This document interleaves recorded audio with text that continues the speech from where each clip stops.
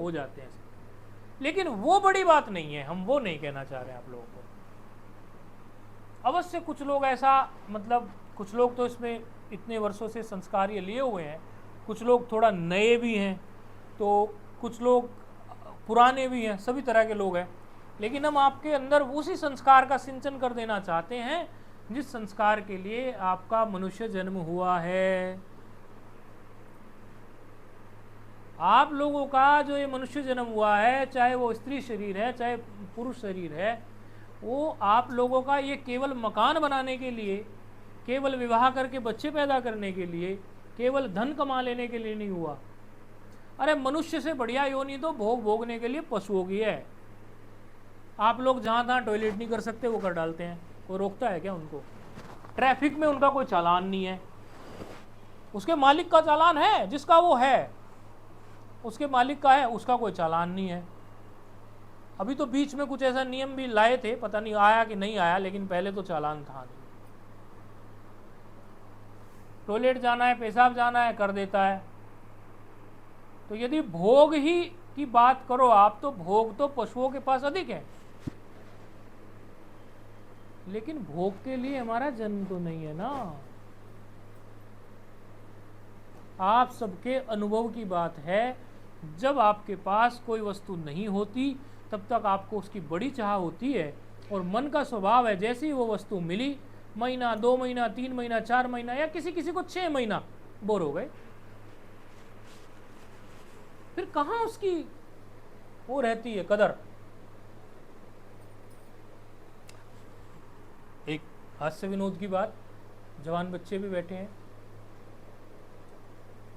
कहते हैं भाई लड़की जो है वो कोई उसके पीछे लड़का भागे खूब, वो खूब नखरे करे, जो कदर तो तभी तक है ना जब तक वो लड़के को मिली नहीं। लड़के को वो लड़की मिल गई, फिर उसको क्या मानेगा वो, बोले ये तो घर की मुर्गी दाल बराबर वाली बात है, तो इसकी क्या वैल्यू। मन का स्वभाव है ये लड़की या लड़के का स्वभाव नहीं है, ये मन का स्वभाव है। मन को समझिए आप। यदि आप मन को समझ गए तो समझ लीजिए आपने जीवन का 80% 90% काम कर लिया। तो ऐसी कौन सी चीज है जिससे ये मन संतुष्ट हो सकता है? अरे भाई, मन निकला कहां से है? मन उस आत्म स्वरूप से ही निकला हुआ है, और वो जहां से निकला है जब तक वो उल्टा मुड़ के वहां नहीं पहुंच गया तब तक उसकी डिमांड्स जारी रहेंगी। आप समझिए इस बात को, ये हमने वर्षों में खोजी हुई बात है। आप लोगों को तो हम यूं ही बता रहे हैं, और आप लोगों को अभी उतनी उस बात की वैल्यू भी समझ नहीं आएगी, क्योंकि जो जिस फील्ड में खूब एक्सपेरिमेंट करते हैं तब लगता है कि ये तो बड़ी कीमती बात हाथ आ गई। मन कब जाके रुक सकता है? जब वो अपने ओरिजिन में जाके टकरा के वहीं घोंसले में पहुंच जाए, तब वो रुक सकता है। आप उसको बाहर कितना ही भगाओ, चीजों को कितना ही इधर से उधर उधर से उधर करो, उसको शांति नहीं मिलने वाली, बिल्कुल भी नहीं मिलने वाली। अरे आप और हम तो धन के मामले में उतने नहीं हैं। जिन लोगों के पास बड़ा बड़ा धन है वो भी तो जैसे तैसे और कमाने के लिए, अभी आप लोग जानते हैं एक भारतवर्ष में एक विशेष शादी हुई, बहुत बड़ा सब जगह चर्चा का विषय है। कुछ लोगों ने बड़े मीम बनाए, कहने लगे इन्होंने रिचार्ज बढ़ाया और चंदा ही मांग लेते, इससे अच्छा तो लोगों ने मीम बना दिया। लोग तो पास बातें करने के लिए चाहिए कुछ। हालांकि वो सज्जन ने एक बहुत गजब काम भी किया। गजब काम ये किया कि इतने दिन शादी हुई, किसी दिन मांसाहार नहीं है और शराब नहीं है, वो एक अलग चीज़ वो भी है।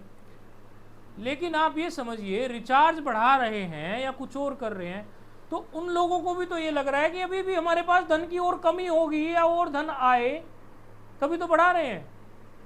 अभी जब काटेगा तो काटना, बाद में रखेगा तो रखना। देखना, एयरटेल और जियो दोनों जब बिड कर रहे थे, आप देखो, समझो इस बात को, एयरटेल और जियो इन्होंने क्या किया कि अब सैटेलाइट फ़ोन लाएंगे।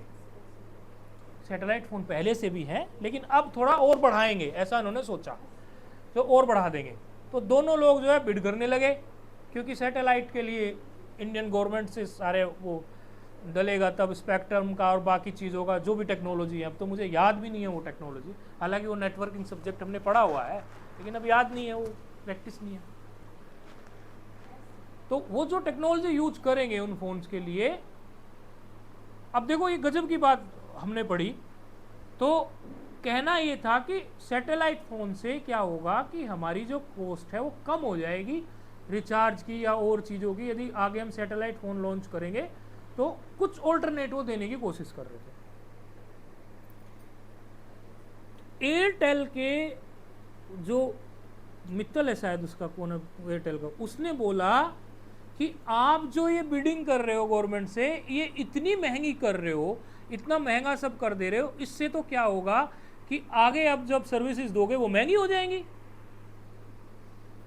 जियो वाले को बोला। और जो हमारा टारगेट है कि कोई भी टेक्नोलॉजी आती है तो मुख्य उद्देश्य तो ये होना चाहिए कि लोगों को या तो पैसे कम लगे या कुछ उनको टेक्नोलॉजी बेहतर मिले, कुछ ना कुछ, मतलब लोगों को एडवांस चीजें होनी चाहिए। यहाँ 4G सर्विस भी पूरी 4G काम नहीं करी, 5G सर्विस भी पूरा 5G काम नहीं करती, जो स्पीड कहते हैं वो स्पीड नहीं मिलती, जो पैसा भरते हैं उसके हिसाब से हमें चीजें नहीं मिलती। तो उसने, मित्तल ने फिर भी थोड़ी अकल दिखा के कहा कि भाई आप लोगों को दे क्या रहे हो। तो स्टेटमेंट जियो की मैनेजमेंट से पास हुआ कि हमें क्या बचेगा, हमें भी तो बचाना है।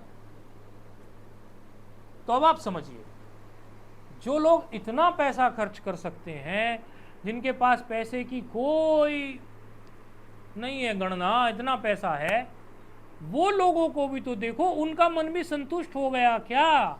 हम यहाँ आ रहे हैं घूम के, इधर से आ रहे हैं, जरा समझ लो किधर से आ रही है गाड़ी, कभी आप समझो ये जियो और उससे हमें लेना देना नहीं है, उनका उदाहरण लेके ये समझाना चाह रहे हैं, क्या वो लोग संतुष्ट हो गए। मैं ऐसे कई गृहस्थियों को जानता हूं जो बिल्कुल इतना कमाते हैं जिसको कहते हैं कि जितने में उनका गुजारा चले, और उनके जीवन को देखता हूं कैसा खुशहाल जीवन वो जीते हैं, बहुत खुशहाल जीवन जीते हैं। मैं आपको सच बता रहा हूं, जब तेज भूख लगती है ना तो सब्जी कोई भी हो बड़ी स्वाद लगती है। ये जरूरी नहीं है आपकी हमारे पीएम साहब की तरह कोई स्विट्जरलैंड से मशरूम मंगा खाओगे तभी कुछ बहुत ज़्यादा आप, क्योंकि जिस समय आपको भूख लगेगी आपका पाचन अच्छा होगा, आपके शरीर को लगेगी तो ताकत चाहिए ना, हमें शरीर से भोजन लेते हैं तो ताकत चाहिए ना। जितना जितना जितना जितना हम अपनी आर्ष सभ्यता से, आर्ष माना वैदिक, आर्ष शब्द हम आप लोगों को इंट्रोड्यूस कर रहे हैं, आर्ष माना वैदिक, हमारी पुरानी परंपरा, ये सब पुरानी परंपराओं की बात हो रही है ना। व्यास पूर्णिमा क्या है, पुरानी परंपरा ही तो है हमारी। जितना हम अपनी पुरानी परंपरा से दूर हटते चले गए हैं, उतना बीमारियों को दावत दी, खर्चे को दावत दी, और अंततः हाथ कुछ नहीं आता। अब देखो मैं अपनी बात बताता हूं, बिल्कुल ईमानदारी से बोलता हूं, गुरु पूर्णिमा है, मैं जहां रहता हूं वहां पर जो भोजन बनता है उसकी एक टाइमिंग है, इतने बजे बन गया, भूख लगी है खाओ, नहीं लगी है नहीं खाओ, ठंडा रखा रहेगा वो खाओ, और वही मैं खाता हूं। और अभी तो चलो खाना ठीक टाइम पे है, ऐसे भी टाइम होता है कि खाने की टाइमिंग का कुछ हिसाब किताब नहीं, और एक दो दिन नागा भी हो जाता है। अभी तो पिछले कई महीने से ऐसा नहीं हो रहा है, आप ऐसे इसलिए दुखी नहीं होना, लेकिन पहले कई बार नहीं भी भोजन हुआ, क्योंकि मेरा ज़्यादा स्वभाव है नहीं कि मैं उठा उठा के ये खाता रहूँ, किचन से वो खाता रहूँ, या ये रखा है वो रखा है। मुझे तो कोई पता नहीं, कोई पुराना ही संस्कार है, पूर्व जन्म में भी साधु रहे होंगे, उसी कारण से वही संस्कार है, किसी ने लगा के दे दिया, लो महाराज तो खा लेंगे, नहीं तो रखा है तो रखा है, ऐसा स्वभाव है। तो कोई ला के या करके व्यवस्था करके कर देता तो मैं खा लेता हूँ, नहीं तो नहीं खाता, रखा है तो रखा है। लेकिन अच्छा यहाँ मैं हूँ, अब जैसे आया तो अभी अंदर जाके बैठा तो इन्होंने मुझे आम का रस पीने को दे दिया, मिल गया आम का रस, फिर भोजन भी मिलेगा, कुछ और भी मिलेगा, कई चीज़ें मिलेगी। लेकिन मेरी अधिक स्वस्थता अभाव में है। मैं ये कहना चाह रहा हूं, मैं अधिक हेल्दी रहता हूं, बहुत लाइट फील करता हूं, बहुत अच्छा फील करता हूं, बहुत ही अच्छा मेरे ज्ञान विज्ञान और बहुत ही अच्छा मेरे दिमाग बहुत अच्छा काम करता है जब मैं थोड़ा कम खाता हूं, या एक आध दिन नहीं भी मिलता है, या बिल्कुल नियमित खाता हूं। आप भी अपने जीवन से ये बात समझ लीजिए। एक ज़माना था, वो रामदेव जी के गुरु भाई एक दिन वो कोई कार्यक्रम में चले गए, हम भी चले गए, वो भी आ गए, हम दोनों ही बुलाए गए थे वहाँ, हम दोनों ही गेस्ट थे वहाँ के। ये रामदेव जी के गुरु भाई हैं योगी कर्मवीर जी।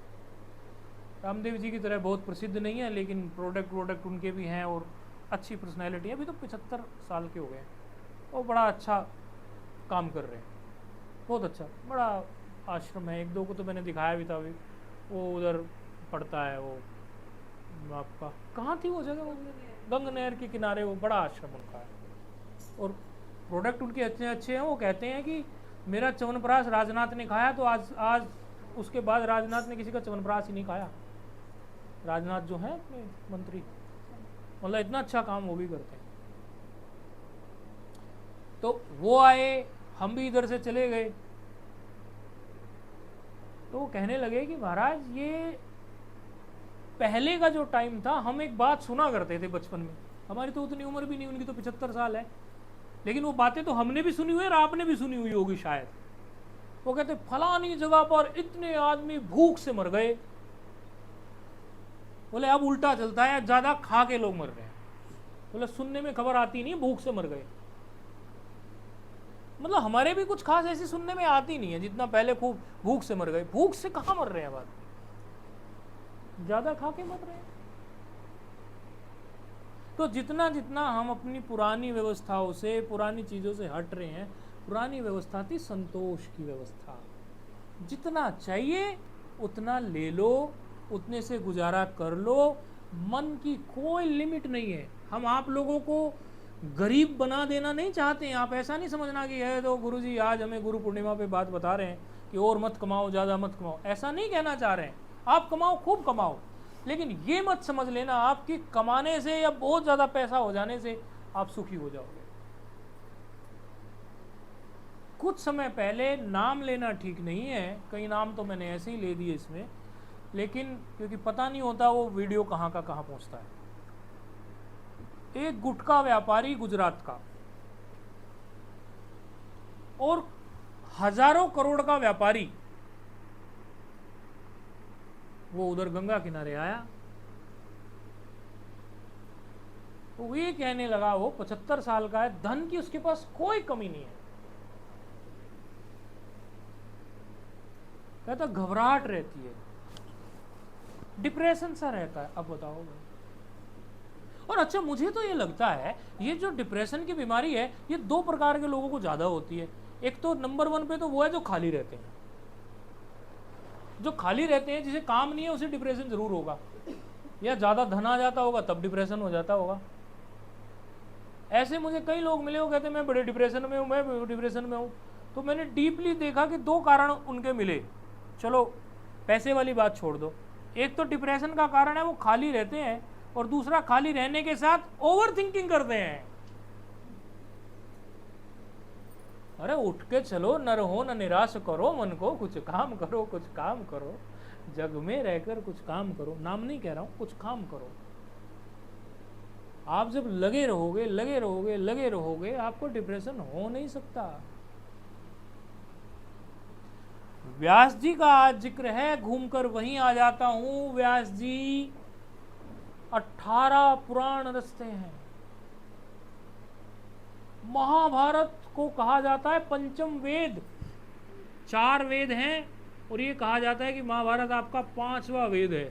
आप लोग ने बहुत ये सुन रखी होगी उल्टी बात, एक तरह से ऐसी चला दी लोगों ने, कहते घर में महाभारत का शास्त्र नहीं रखना चाहिए। कई लोगों को ये भ्रांति है। अरे महाभारत रखना नहीं, महाभारत का शास्त्र पढ़ना भी चाहिए। अनुशासन पर्व पढ़ो महाभारत का, शांति पर्व पढ़ो महाभारत का, आपके गृहस्थ जीवन में सारी बातें कैसे कैसे घटित होती हैं, उनमें कैसे क्या फैसला लेना चाहिए, वो सारा लिखा हुआ है। तो ये भ्रांति दिमाग से निकाल देना। यदि किसी ने कल परसों के या नए नवेले या पैरासूट से उतरे हुए गुरुजी लोगों ने, पैरासूट से उतरे हुए गुरुजी लोग कौन होते हैं जानते हैं आप लोग? कौन होते हैं? वो होते हैं जिन्होंने शास्त्र इत्यादि का अध्ययन नहीं किया, गुरुजनों के चरणों में समय नहीं बिताया, बस किसी ना किसी तरह से अपना तिकड़मबाजी से कोई यूट्यूब पे कथा वथा प्रचार प्रचार वीडियो सीडियो से बस चल पड़ा, बढ़िया ताम जाम समान। अरे भाई, शास्त्रों का अध्ययन करना पड़ता है, गुरुजनों के चरणों में बैठ के करना पड़ता है। अभी वो कबीरदास जी वाली बात उसमें चल रही थी कि वो पानी पियो छान के, ऐसा था ना, गुरु बनाओ जान के पहचान के। अवश्य गुरु पूर्णिमा है, लेकिन हम आपको अंध भक्त नहीं बनाना चाहते। अवश्य गुरु पूर्णिमा है, सभी गुरुओं का सम्मान है, सभी गुरुओं को प्रणाम है, लेकिन जो गुरु आपको संसार में उलझाने की बात करें वो गुरु गुरु नहीं। हाँ, आप आओ समस्या लेके कहे ठीक है बेटा, शास्त्र में इसका ये उपाय है, इसको कर लेना, तेरे प्रारब्ध में होगा तो अवश्य तुझे फल मिलेगा। भाई तू कर रहा है, पुरुषार्थ भी कर रहा है, लेकिन यदि फिर भी नहीं हो रहा तो चिंता मत कर तू, लेकिन भगवान का भजन मत छोड़ना, ये मुख्य बात है। लोग कहते हैं, हमें भी कहते थे जब हम नए नए ये चोले में आए ना, नए नए, तो हमें कई लोग क्या सलाह अपने ढंग से अपना ज्ञान देते हैं सर। कहते थे अरे भाई बढ़िया नौकरी थी, सारा कुछ बढ़िया था, ये एक काम करना था आपको, बुढ़ापे में थोड़ा रिटायरमेंट लेते, थोड़ा पैसा हो जाता, फिर भजन करते, बुढ़ापे में बन जाते महात्मा, उसमें कौन बड़ी बात है, तब आप भजन करते बुढ़ापे में। अच्छा, मुझे आज तक कोई ऐसा व्यक्ति नहीं मिला जो व्यक्ति जवानी में भजन ना करके डायरेक्ट बुढ़ापे में बहुत बड़ा भजनानंदी बन गया हो, आज तक नहीं मिला। ऐसे कई सेठों को हम जानते हैं जिन्होंने ये सोचा कि हम सारा कारोबार निपटा के बुढ़ापे में वृंदावन में जाके रहेंगे। उन्होंने वृंदावन में फ्लैट ले लिए, वृंदावन में उन्होंने जमीनें खरीद ली, हरिद्वार में जमीनें खरीद ली, लेकिन वो बिल्डर तो बन गए, भजन ही नहीं हुआ बस। अरे जिस चीज का अभ्यास आपने जवानी में नहीं किया, एकाएक बुढ़ापे में कर लोगे। जो प्रैक्टिस आप रोज करते हो वही तो प्रैक्टिस, आप वो प्रैक्टिस ही तो आपको फ्यूचर में काम आने वाली है। आप मतलब सीधे कूद जाओगे भजन में, नहीं जी नहीं। इसलिए हमारे पास जो भी आता है, कोई अपनी बात कहता है कुछ, हम कहते हैं देख भाई हम तुम्हें ये मंत्र बताएंगे, ये भगवान का मंत्र है, इष्ट का मंत्र है, इसको जपो, उम्मीद है तुम्हारा काम हो ही जाएगा, नहीं भी हो तो भगवान का भजन करते रहना, तुम्हारा पुण्य तो बढ़ेगा। और ऐसा करते करते करते करते धीरे धीरे आपके जीवन में धर्म बढ़ेगा, अर्थ भी आएगा, क्योंकि रामचरितमानस की चौपाई में स्पष्ट कहा है कि जहां सुमति वहां संपत्ति नाना। अरे जहां अच्छी बुद्धि है, अच्छा विवेक है, वहां संपत्ति नहीं आएगी क्या? आ जाएगी, आज नहीं है कल आ जाएगी, कल नहीं है परसों आ जाएगी, लेकिन हमारी अच्छी बुद्धि तो हो। अच्छा, हम कई बार देखते हैं मेरी आंखों के सामने सामने, आप भी देखते होंगे अपने अड़ोस में पड़ोस में रिश्तेदारी में, कई फैमिली को हमने एकदम ऊपर से नीचे आते देखा और कई फैमिलीज को नीचे से ऊपर जाते देखा। तो कहीं ना कहीं उनके जीवन में कोई ना कोई भगवत शरण है, गुरु शरण है, वो गुरु के चरणों में है, भगवान के चरणों में है। ऐसे करके करते रहे, प्रयास करते रहे, बहुत आगे निकल गए। और कुछ लोग बड़े बड़े जब शुरू में थे, बड़े बड़े उनके थे, लेकिन घर में कोई भगवान का भजन नहीं, सत्संग नहीं। अच्छा, एक बात आप सुन लो,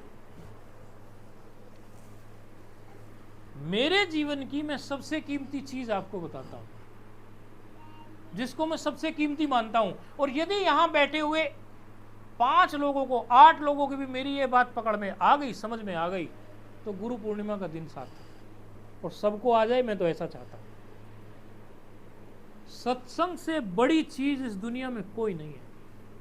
सत्संग का तो नाम जैसे तैसे लोगों ने बदनाम कर दिया। सत्संग माना अच्छा विचार, सुंदर विचार। सत्संग का मतलब क्या है? सत का संग यानी अच्छा विचार, सत्पुरुषों का संग, ये आपको वो चीज दे जाएगा जो आपके जीवन में स्थायी रहेगी। दो प्रकार का शक्तिपात मैं बताता हूं।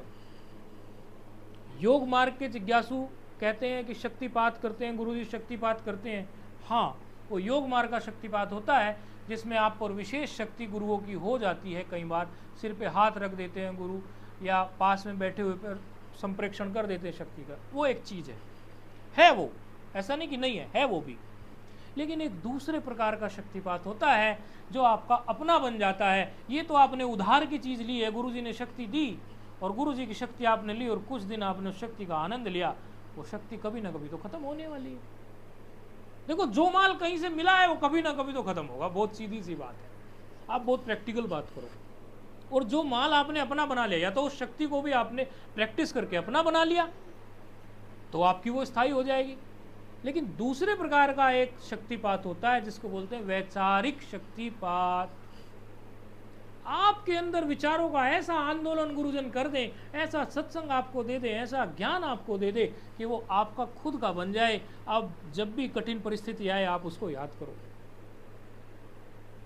जब भी विषम परिस्थिति आए तो ये याद करो कि गुरुजी ने बार बार ये बात बताई है, अच्छा समय नहीं रहा तो बुरा समय कैसे रह सकता है। और एक बार नहीं 50 बार कहा उन्होंने। और हम लोगों के ही बचपन से ही हम लोग देखते आए हैं, जो पढ़े लिखे लोग हैं उन्होंने देखा होगा। या और तरह से घटना सुन लो, 5वीं में थे, 6ठी में थे, कम मार्क्स आ गए, बड़े दुखी हुए। अभी कहाँ है वो दुख, बताओ मुझे। 7th में थे, 8th में थे, किसी बच्चे ने कुछ कह दिया, बड़ा दुख हुआ। बहुत समय पहले नई बहू आई थी, सास ने कुछ सुना दिया, बड़ा दुख हुआ। सास को बहू ने कह दिया, बड़ा दुख हुआ। अभी कहाँ है वो, टिका क्या? स्थायी है इस दुनिया में कुछ भी स्थायी नहीं है। लेकिन यदि आपने उन्हीं क्षणों में विवेक कर लिया, वो स्थायी हो जाएगा। आप लोगों ने सुना होगा, एक विपस्सना कराते हैं SN गोयनका जी। आप लोगों ने विपस्सना का नाम सुना होगा, कई लोगों ने। अच्छा, विपस्सना का नाम कितने लोगों ने सुना? हाथ खड़ा करो पहले, देखते तो हैं कितने ने सुना। इधर वालों ने भी सुना है, इधर भी सुना है, आप ठीक है। तो जिन्होंने नहीं सुना इसलिए बता देता हूँ क्या है। विपस्सना एक ध्यान पद्धति है। उसमें एक SN गोयनका जी हुए, अभी उनका शरीर नहीं है, कई साल पहले शरीर पूरा हो गया। ये गोयनका नहीं, गोयनका स्कूल वाले गोयनका नहीं, ये मत समझ लेना GD गोयनका की बात कर रहे हैं, गोयनका स्कूल। SN गोयनका, सत्यनारायण गोयनका हुए। उन्होंने एक विपस्सना का कॉन्सेप्ट चलाया, उसमें थोड़ा बौद्ध पद्धति से विपस्सना ध्यान कराया जाता है। वैसे तो उन्होंने हमारे योग में से ही निकाल के एक विपस्सना ध्यान ये चलाया हुआ है। एग्जैक्टली ये प्रेक्षा ध्यान था, उसने विपस्सना बनाया हुआ। लेकिन हमें क्या है, कोई भी अच्छी चीज कहीं से भी मिलती है हम तो छोड़ते नहीं उसको, हमारा तो स्वभाव है। तो हम एक दिन सुन रहे थे गोयनका जी को, ये तो वर्षों की बात हो गई और, लेकिन हमें याद आ जाती है। उन्होंने बड़ी सुंदर एक बात कही।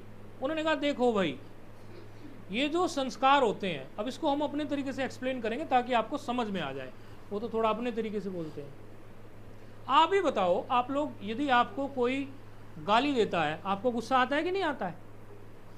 और कई बार इतने भी आवेश में आ जाते हैं कि 2-4 थप्पड़ जड़ दे। वो भी क्षेत्र का है। अब जैसे हम वहाँ थे दक्षिण में, तो दक्षिण में 2 लोग झगड़ रहे। अब हम इस क्षेत्र से गए थे, एग्रेसिव सा है ये, और उसमें भी और भी एग्रेसिव क्षेत्र से थे। तो यहाँ तो बाइक से बाइक टच हो जाए तो 1-2 झपाट मार दे, धड़ धड़, ऐसा क्षेत्र। अब हम गए दक्षिण में। दक्षिण में जाने के बाद वहाँ पर बाइक से बाइक टकराई। अच्छा, हम बैठे हुए थे, कंपनी की जो कैब थी उसमें बैठे हुए, तो शीशे से हम देख रहे थे। तो एक बाइक वाले की दूसरे बाइक वाले से टकराई। दोनों जो थे वो दक्षिण भारत के थे, शायद बेंगलोर की रहने वाले कन्नड़ा लोग थे, कर्नाटक के। तो जैसे टकराई, हमें लगा आज जो है इनका थप्पड़ बजेगा और हमारा जाम लगेगा, क्योंकि वो रास्ता तो जाम हो ही जाता है ना। तो एक ने कहा ए, दूसरे ने कहा ए, फिर पहले ने कहा ए, फिर दूसरे ने कहा ए। 20 मिनट तक बस हाथ के जो एंगल थे वही बदलते रहे, ए ए ए। मैंने कहा ये लड़ने वाले नहीं है, ये थप्पड़ वप्पड़ इनका होने वाला नहीं। अब यहाँ इस क्षेत्र में देखें इधर उधर, तो यहाँ तो 2-4 पहले जड़ देते हैं, कहते हैं पहले मारा सो जीता।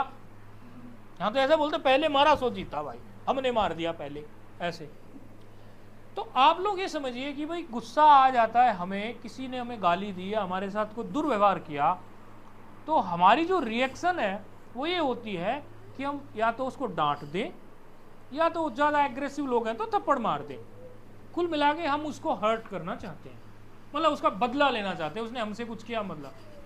अब यहाँ गोयनका जी क्या बोलते हैं, वो कहते हैं कि भाई ये रिएक्शन आपने सीखी कहाँ से, आपको ये कैसे पता चला कि भाई किसी के गाली देने पर थप्पड़ ही मारना चाहिए। इसका मतलब है आपने ऐसी ही प्रैक्टिस की हुई है पहले, आपने ये प्रैक्टिस n टाइम्स कर ली, इतने टाइम्स कर ली कि अब आपका शरीर, आपका मन, आपकी बुद्धि इतनी उसके साथ मिक्स हो गई और प्रोत हो गई कि अब कोई भी घटना घटेगी ऐसी, कोई भी जो आपको अनुकूल नहीं होगी, तो आप उसका रिएक्शन जो है वो यही देने वाले हो। बोले ये कैसे होता है, ये ऐसे होता है, उनका विज्ञान बता रहा हूँ। उनके विज्ञान से सामान्य बात समझने को मिल जाए, इसमें कोई बुराई नहीं है, क्योंकि अच्छी चीज़ मिल जाए तो अच्छी बात है। उन्होंने कहा कि भाई जैसे आपने, किसी ने आपको कष्ट पहुंचाया और आपने उस कष्ट के बदले उसको एक थप्पड़ जड़ दिया, किसी ने आपको कष्ट पहुंचाया, उस कष्ट के जरिए एक थप्पड़ जड़ दिया, तो इससे क्या हुआ कि आपके अंदर ये संस्कार एक और पड़ गया, यानी एक और वृक्ष उग गया उस संस्कार का, ये विपश्यना वाले बोलते हैं। और फिर उसमें और बहुत सारे बीज आएंगे, फिर उसके और बहुत वृक्ष बनेंगे, फिर और बहुत वृक्ष बनेंगे, यानी आपका जो संस्कार है वो सेट हो चुका है कि इसके बदले ऐसा ही करना चाहिए। तो बोले इसको आप उल्टा भी तो कर सकते हो, आप रिएक्ट करना कम कर दो या रिएक्शंस आप बदल दो। एक संत ने तो किया था ऐसा, एक संत ने ऐसा किया, एक संत का हाथ टूट गया और थोड़ा मौज मस्ती करते थे, जो चातुर्मास में थोड़ा हिमालय घूमने चले जाते थे, तो गौशाला थी, तो गौशाला में बछड़े बछड़े दिए, बछड़ों के साथ थोड़ी मौज मस्ती कर ली, कभी सींग हिला दिया, कभी कुछ कर दिया। अब वो घूमते घूमते वो 4 महीने वहाँ रह गए हिमालय में, 4 की बजाय और 2 महीने निकाल दिए। तो जब लौट के आए वो बछड़ा तगड़ा हो गया, आदत उनकी वही थी, उन्होंने फिर उसको छेड़ा, बछड़े को यूं कर दे यूं कर दे। अब बछड़ा तो तगड़ा हो गया वो, अब बछड़े ने उठा के पटकी मार दी, तो हाथ में मरोड़ आ गई, टूट सा गया हाथ। अब देखो घटना क्या घटती है, बहुत गजब की घटना है ये। अब 2 लोगों की मैं बातें मिला दे रहा हूँ। एस.एन. गोयनका जी जो बोलते हैं, मैंने वो एक संत के जीवन में देखा, वो बता देता हूँ। तो पहले क्या था, अभी तो आप लोग ये अंग्रेजी के डॉक्टर वॉक्टर के पास जाओगे, प्लास्टर ये हो, पहले क्या था, वो पहलवान वहलवान लोग होते थे, भाई हड्डी जोड़ दो, ऐसे अभी भी कहीं कहीं लिखा होता है, बोर्ड लगा होता है, मैं मौत ठीक करता हूँ, हड्डी जोड़ता हूँ। है आप लोगों के लोनी वोनी के क्षेत्र में तो बहुत बैठे होंगे ऐसे पहलवान, तो वो ऐसे करके वो जोड़ देते हैं। तो उनके पास गए वो, अब वो एक मुसलमान था, वो एक काम करता था, पहलवान रहा होगा, हड्डी वड्डी जोड़ता था। तो उन्होंने हड्डी वड्डी जुड़वाना चालू किया, तो जैसे इसको यहाँ ऐसे करें तो दर्द हो, हाथ तो टूटा हुआ है ना, अब हाथ को वो घुमाएंगे, कुछ कर कर आके तेल वेल भी लगाएंगे, तब वो हड्डी जोड़ेंगे। तो वो जैसी हड्डी, लोग आए जैसी थोड़ा सा यूं करे, वो चिल्लाएं लोग, और भी आए हुए थे हड्डी जुड़वाने, और जैसे ही वो संत का नंबर आया, उन्होंने खूब अपने तरीके से यूं किया, और वो महात्मा जोर से हंसने लग गए। वो घबरा गया, बोले बाबा पागल तो नहीं हो गया ये लोग तो रोते ही हंसने लग गए। बिल्कुल घटित घटना, इसमें 1% भी मिलावट नहीं। उस दिन के बाद वो उनका चेला ही बन गया। बोले गुरुजी आप तो गजब हो। तो एक संत ने उनसे पूछा कि महाराज आप, ये तो दर्द तो होना ही चाहिए था आपको, जब हड्डी टूटी है वो कोई ऐसे दबाएगा, ऐसे मरोड़ेगा। बोले हाँ दर्द तो होने वाला था मुझे, और दर्द की शुरुआत हो भी गई थी, लेकिन मुझे मेरे गुरुजी की बात याद आई कि संस्कार को उल्टा भी तो कर सकते हो। बस मैंने सोचा दर्द तो कोई बात नहीं, शरीर को होता है, होने दो, अब मैं इसको उल्टा करने की कोशिश करता हूँ। मैं दर्द भूल के हंसना चालू कर दिया, और कितना भी दर्द उठाए मैंने उससे अपना ध्यान नहीं हटा दिया। तो जितनी भी घटनाएं आप लोगों के साथ घट रही हैं, हमें ऐसे ही वो पढ़ाई गई हैं। कम पैसा हो तो और पैसा चाहिए, हमारे पास ऐसा नहीं है तो वैसा चाहिए, फ्रिज सिंगल का है तो डबल डोर चाहिए, डबल डोर है तो और भी, अब तो यूं अलमारी की तरह खुलने वाले भी फ्रिज आ गए। ये कंपनियां जो हैं आप और हम लोगों का पूरा दिमाग रोज पढ़ती हैं, और पढ़े ना पढ़े हम तो एक दिन संस्कार डाल रहे हैं, हम तो रोज किसी को सत्संग में बुलाए तो जाके कभी नहीं कोई। आएंगे 2 4 6 लोग तो आ जाएंगे, लेकिन सब लोग नहीं आ पाएंगे उन्हें। लेकिन वो जो यूट्यूब, वो जो आपको एडवर्टीजमेंट रोज आपके अंदर कीड़ा डाल